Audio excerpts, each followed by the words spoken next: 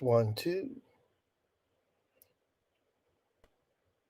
1, 2. Check 1, 2. Testing 1, 2. 1, 2.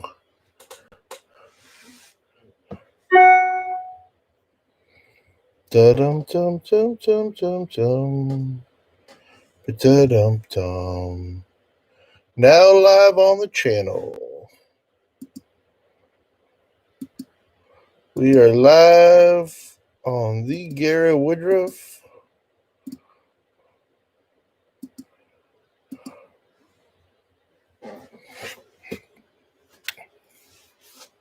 Okay.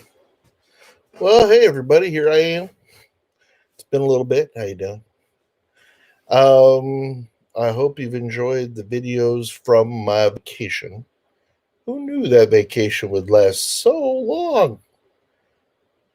At 10 to 16-minute increments. Anyway, been up to a few things since I got back. I've been at work. I'm working at that little theme park I work at, Sesame Place. Love that.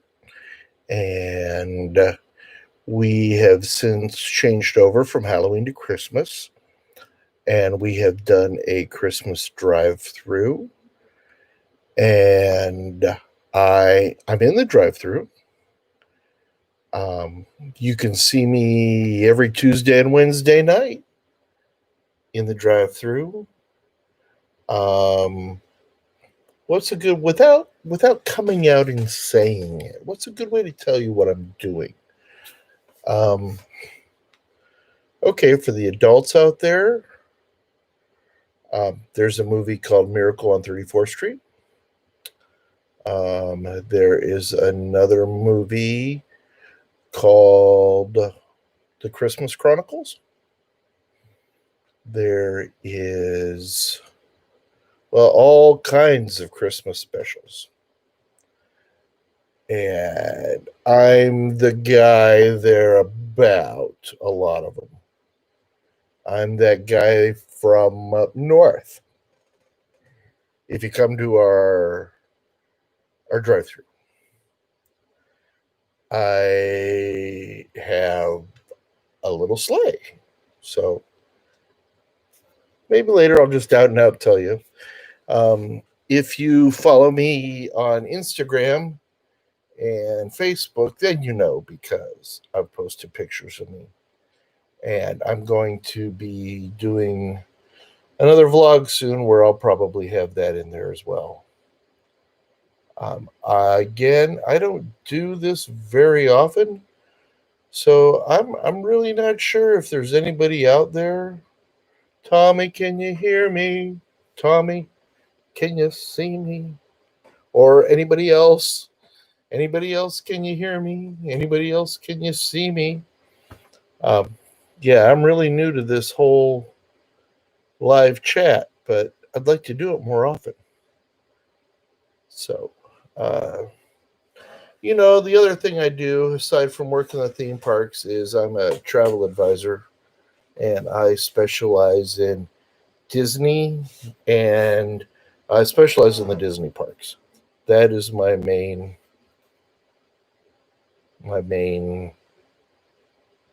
gig as far as advisories go. I'm expanding to Universal, and I'm going to add some other theme parks in. But each brand has its own training program, so that's why I can't just say, "Oh yeah, I do all that now." No, you have to train, and you learn about each brand. There's testing and all this stuff. And they just don't let you go out willy-nilly and represent them and help people with their vacations. There's testing from the brand itself. There might be testing from the travel agency you're representing. So, as a guest, I know all kinds of stuff about the Walt Disney World Resort in Disneyland and all that. But in addition to knowing that as a guest, I've had to book learn, for lack of a better term, how to represent these brands. Like, I personally have never been on a Disney cruise. I now have been on a Disney cruise ship, though, and I have learned all about them through the various programs of study. I'm hoping as soon as the current COVID restrictions lift, I'm going to be able to get my feet on board one of those ships. And, well, I've been saving up for a cruise, so I'm hoping to do that. Oh, look at we got the whale there, right there. How about that? Anyway, um, so yeah, so I'm doing that. Um, I I had every intention of when I went down at the beginning of October to go to Universal, but things just didn't pan out. I had yeah, it was just the I really enjoyed the drive down and the drive back. That's probably going to be my main mode of getting there from now on. I thoroughly enjoyed that. Um, when I was down there, I well, if you saw the videos, you know. But I'm a park hopper. That's what I like to do. I like to hop the parks. So I did have to adjust my way of visiting the parks. And because of that, because of closing times and all that, that didn't really allow the time for me that I had hoped to go to Universal. It would certainly allow other people to go to Universal on there. I just had friends come back that went to both Universal and Disney. They chose to do it that way. But for my personal choices, didn't have time to get to Universal. So, I mean, I didn't even have time to get to my home parks, because I work at Sesame Place. That's one of SeaWorld Parks and Entertainment's parks. So even though I was in Orlando, I didn't have time to make it to one of my own company's parks. But I was on vacation. So, um, yeah. So on my next trip down, I'm hoping to get to Universal. And hopefully, maybe I'll make it over to the SeaWorld area too. I still have some of our own company parks on my bucket list that I haven't been to yet. I have not been to Aquatica and I have not been to Discovery Cove. So I'm hoping to get both of those too at some point soon. Not really sure when I'm going to head south. If it's a perfect world, meaning, we're not COVID affected or anything, and it's perfectly fine to travel again, then I would probably go in February. And I could say that right now. Oh yeah, I'm going blah blah blah blah February. But I can't say that. I mean, I could, but I won't. So now I'm going to tell you that I'm going to try to get down in February, and I'm cautiously optimistic. And that's just me trying to be optimistic on the cautiously optimistic. So, aside from all that, um, you can see behind me here, I have my cluttered apartment, which been putting in some time at work, so it's gotten this way. So we're gonna get this going again and get the whole place cleaned up, decorated for Christmas. So you'll see a lot more videos coming out of a cleaner apartment. Um, I tell you what, I've been watching some other YouTubers. I'd like to give a shout out to Two Broke Mice. I just thoroughly love your videos, and it has nothing to do to find out that I'm from the area where you're living at now. I really like your down to earth style with your subscribers, and I really feel that you guys genuinely love the Disney product and all that, and Disney brand. So shout out to you guys and everybody. Check him out. Two Broke Mice here on YouTube. That's the number two and Broke Mice. I'd also like to give a shout out to um, Promise Hope. I thoroughly enjoy her videos here on YouTube too. She's had some ups and downs, and she's a strong woman, and she is. I just, I again, there's another one who genuinely loves. Well, I got to be honest. The whole Disney community, you can really tell you know how everybody definitely just genuinely loves the Disney brand. There's plenty of YouTube videos out there, plenty of YouTube channels, everything where you go to, they're instructional, they're this or that. They're based on, hey, how can we turn a profit on this?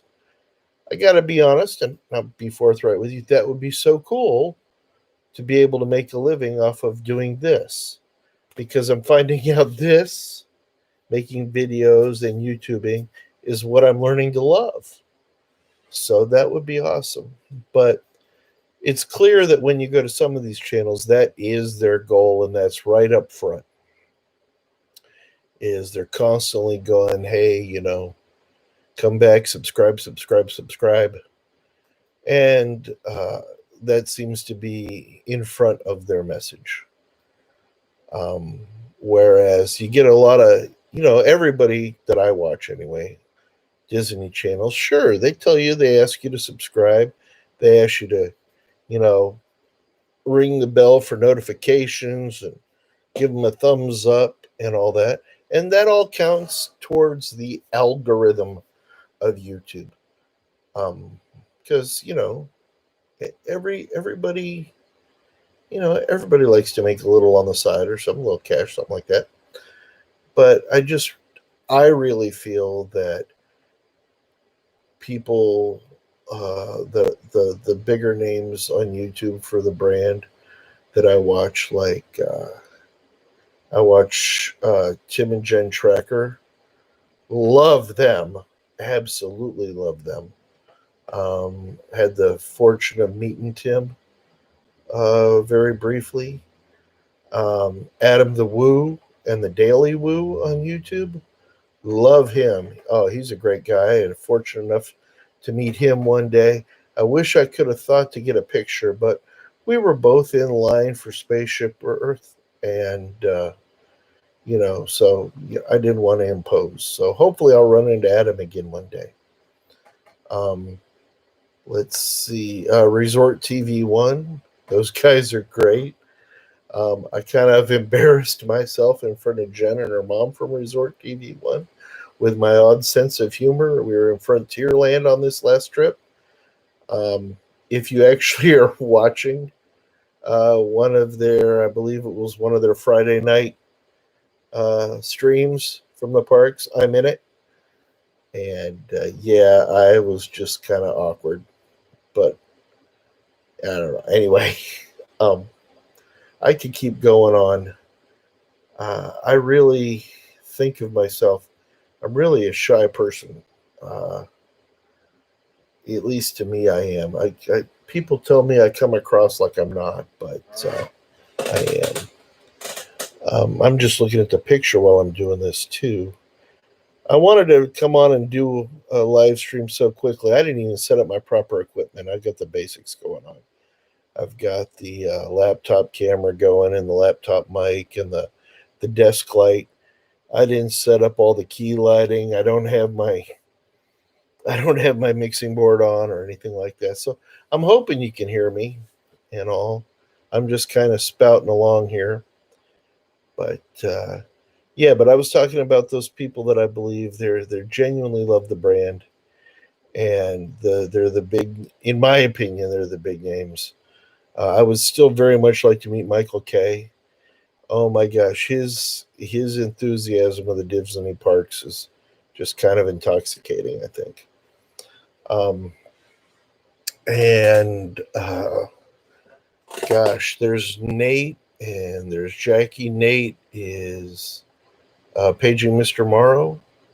Check him out. He's a Pennsylvania boy like I am now, and he's got some great stuff. I find he's got a really relaxing way about him, and I like how he just starts out every video with "Hello, friends," or "Hello, friends," and it just brings you right in, right in. You feel like you're just hanging out with him. And then there's Jackie at Super Enthused. That woman, I love her to death. She is super enthused about everything she puts online, and it's just such an appropriate name for her, or channel name for her. I really have a ball watching her. So I could keep going on and on. I've got maybe about a dozen or more people that I really, really enjoy watching. Um, so I've been you check. I met in the spring. I met Corey Mathery, and he's got a great YouTube channel, and he gives you stats from a roller coaster rider's point of view.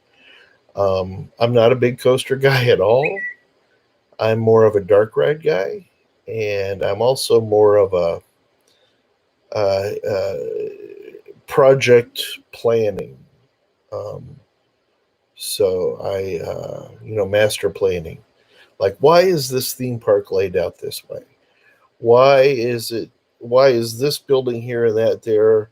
Is it because of traffic flow and all that? I like to think about all that stuff when I go to the park. I am not, although I follow a lot of them on Instagram. I'm not a uh, I'm not a Disney collectibles guy in the way that I'll go on to Etsy or some of these other websites and buy stuff just to collect them. Now, wait a minute. Now, I have a huge Disney collection of things. Most of my stuff comes from the parks, um, but I like to go online and hunt down information because, like I've said many times, I am a technical manager in a theme park. I'm not the technical manager of a theme park, but I am one of them. And I love to see how things are built. Like, you come across some of the sites that have, the designs of the Haunted Mansion, or they go, how is Pirates of the Caribbean built? Can I see the blueprints of it? That kind of thing. Can I buy a model of it? It's that kind of thing. That's why I have, you can kind of see it right. It's sitting right here. You can't really tell what it is. That's Lego Cinderella Castle right there. And I enjoyed building that one because I enjoy building.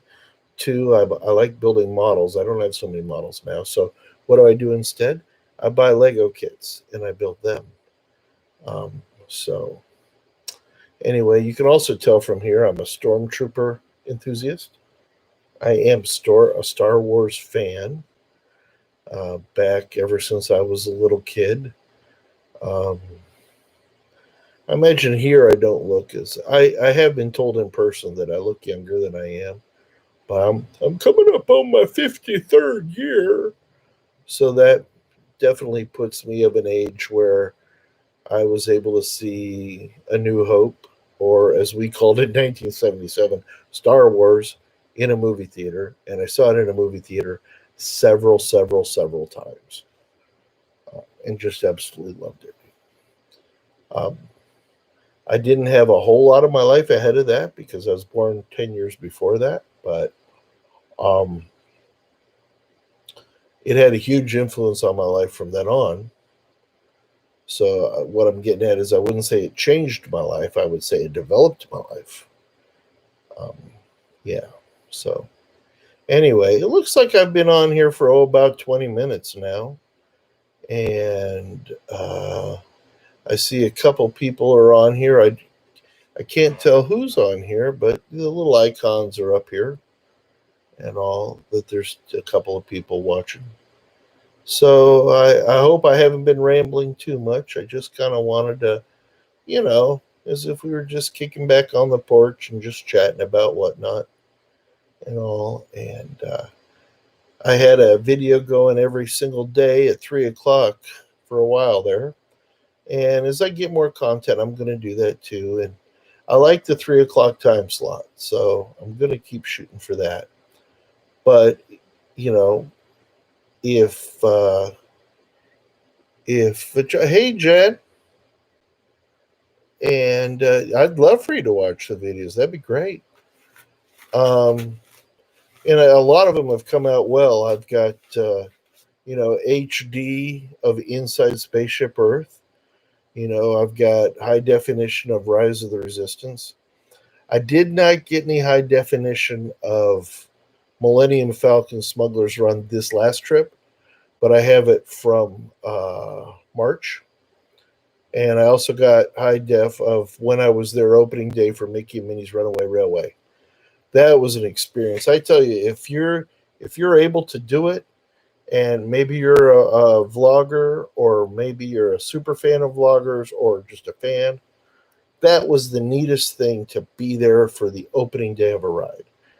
And frankly, my goal is now to do it for every opening day. But it's a goal.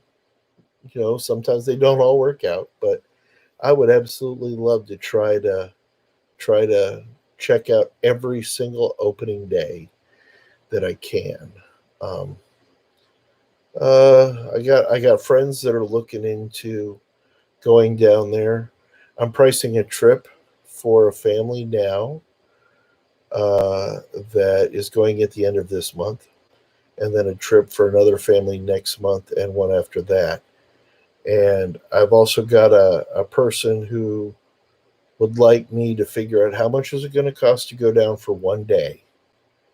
So, fly down, spend the entire day at the park, fly back that night.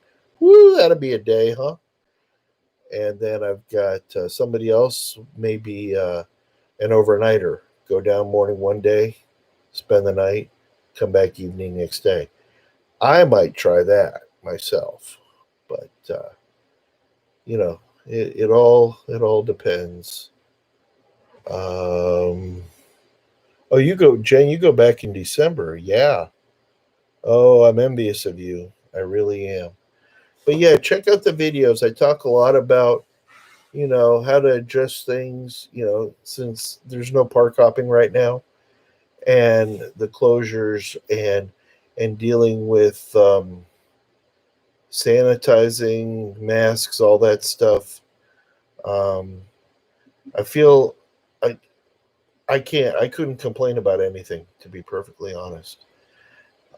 Being at Disney World on property was the safest part of my trip, in my opinion. I was the person, though, that not only did I have my colorful fabric masks, I also had my paper surgical masks. I had my surgical rubber gloves. I drove down. So you never see it in my videos, though, but every time I stopped to get gas, I would mask up, of course, and I would also put on my latex disposable gloves before I would touch that gas pump. And I also had a lot of hand sanitizer with me. But I picked up the rubber gloves at Home Depot, and just got everything I needed. And I found the biggest thing that bugged me all the way down was when I hit the Florida line, and I got to that first welcome center. And I don't know what it was about the older men in Florida at the welcome center, but very few of them had masks on. Younger men had masks on. Women had masks on, but older men, I don't know if it was hard for them to breathe or what. It just seemed kind of a trend. So stuff like that at the gas stations on the way down, it was random whether somebody was in a mask or not in a mask. Um, the places I pulled off to get fast food, like a McDonald's or a Chick-fil-A or something like that, they were all masked. And I always have a mask on when I go through a drive-through as well, for me and for them. Um, but yeah, I would recommend if you're ever driving down, just keep some gloves in the car and do that. But when I got to Disney World, that I just totally felt safe there. I didn't feel like I had to keep looking over my shoulder to see if other people were masked or not. Um, and I was even impressed if they have these portable sinks, little wash stations that you go up and you pump it with your foot, and it has a little faucet and you wash your hands and all that. It has paper towels there. Even had a little mirror. It was like a little portable bathroom sink. It was pretty cool. I saw those in Epcot. Um, let's see. Oh yeah, they're in the military bases too, huh? That's pretty cool. Um, yeah. Uh, I should see if my brother has my brother stationed out at in El Paso right now. I think it's Fort Bliss. Yeah, trying to remember which one. But he's in El Paso, and that's where he's stationed right now. And yeah, it is bad there right now. But he's there, the whole family. He, my sister-in-law, my two nieces, and my nephew. And from what I hear, it's much safer on base than in surrounding El Paso. So they don't really leave the base. Yeah, my brother's a colonel there, so he's been in the he's been in the army for quite a long time. He started out as a private, and now he's a colonel. I'm very very proud of him. Oh, I can't tell you how much I'm proud of my brother. Um, but yeah, so well, Joe, I hope you look for. I hope you have a wonderful trip. And if there's anything I can do, if there's anything anybody watching, even if you don't want to use me as your travel agent or anything like that, I'm more than happy to answer anything. If you're down there, you're stuck down there, and maybe you're having a problem and you can't reach your travel agent, yeah, shoot me a text or something. I'll help you out. Um, the number one thing for anybody going down is double check, make sure you have your reservation for the park for the day you want to be at that park. I can tell you right now, from everything I've read, unless something else opens up, that Disney Hollywood Studios is booked up now through the end of the year. So if you don't have your reservation for that park right now, it would be very, very, very hard for you to get a reservation. Um, you would have to be lucky that somebody would give one up for the day you're there, and you're just happen to be looking at the app, and boom, you get it. But so plan on that. Um, the other thing that actually I found out about, um, I guess you could say the hard way, but it really didn't affect me too much, is you get your magic band, and you know how you can leave a credit card on file for incidentals and all that. And you used to be able to go, well, let me rephrase that. It's not that you used to be able to, you're still able to. You're able to pay for meals and stuff on and charge it to your room. That's in a sit down space. Okay. If you use if you use the pre-ordering, mobile ordering, when you pay for it, they want you to give them a credit card. I could not find any way, nor could the one person I asked to help me find any way for me to charge my mobile order for food to my room. So it's no big deal. I mean, if you're charging it to the credit card, that's also the credit card you have attached to your room. But direct shot from the wristband to your room on a mobile order, I could not get to work. Now, if somebody else going down gets that to work, I would love to know how, and please educate me. So, um, but yeah. Uh, Yeah, how it worked before. You could mobile order, Jen, and I don't honestly know if it worked to the room then either, but how they want you to do it now, and it adds to the safety. And let me know if you already know this, but um, so like let's take the Regal Eagle at Epcot, the barbecue place, for instance. That was the first place I tried the mobile ordering. So I go up there, and there were two very nice cast members there. And this, like I said, this is my very first time mobile ordering. They explained to me they're standing at a podium, and there is what do you call it, a UR code, an IR code, the square code on a big placard, and they said take your cell phone and scan this code, and it'll bring up the menu. I was like, okay, so I scanned it, and they said, okay. So I said, I don't give you that or anything. They go, no. You scan, you look at the menu, you order what you want from the menu on your phone. And if you can't do that, then they have laminated menus out there and they can help you navigate through that if you can't do it with your phone. And so then you put it in your phone and then you submit it and you pay for it and all that, just like if you were mobile ordering it like Chick-fil-A or Taco Bell or McDonald's or something. And it goes through, and then it tells you that your order is ready for pickup. Only at that point, when your order is ready for pickup, will they allow you to enter the building. Seems pretty reasonable, though. So you enter the building, and you find out that, yeah, you can sit inside the building, and things are all socially distanced and physically distanced. And you enter the building, and there's a number on your order. It says like your order is ready at like counter 3 or station 3 or register 3, something like that. And there's an attendant there that looks at you show them your thing, and they go, okay, go over there, please. And you go to where they point you, and sure enough, there's your meal. You just take your meal, and then you go sit down. You can sit down anywhere that they've marked off in the restaurant for you to sit down. And you can enjoy your meal. I didn't find it any hassle at all. And um, oh yeah, Columbia Harbor House. That's right there.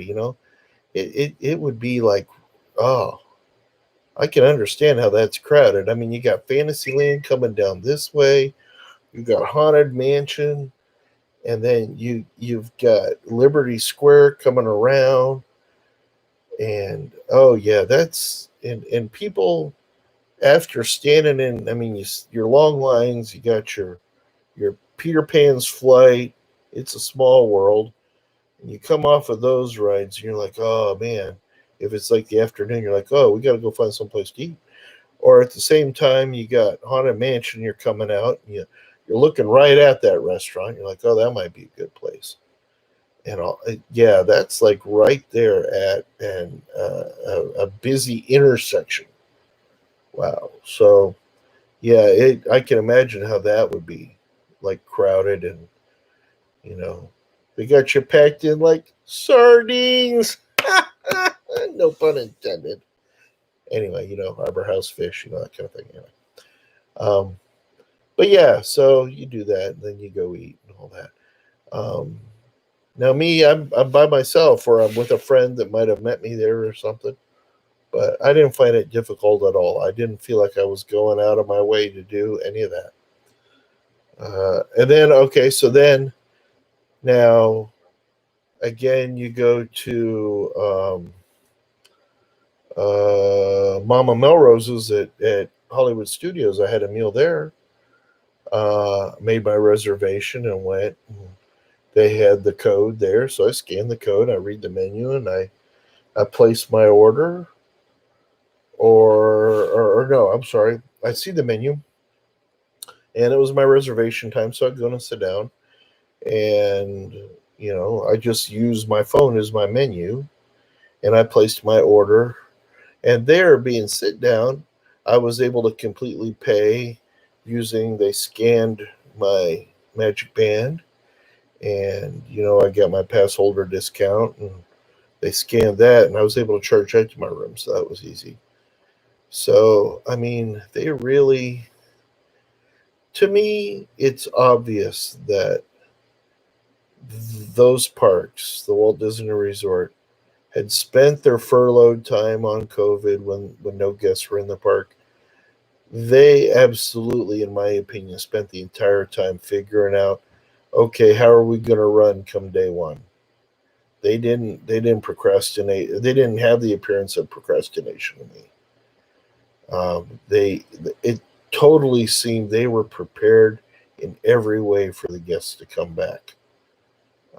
So I just hope they're able to do more and more guests can come back, and they open up more, and we can. I'm going to be a little selfish first. I'd really like to get more of those entertainment cast members back there, just because I'm entertainment, and I've got a lot of friends that worked there, loved working there, and can't work there right now. So I'm really hopeful that they can get back to it. And then even my friends out in California at Disneyland, not looking good. You know, not even a ship on the horizon or anything to tell them when they might get back to it. But every day we're hopeful.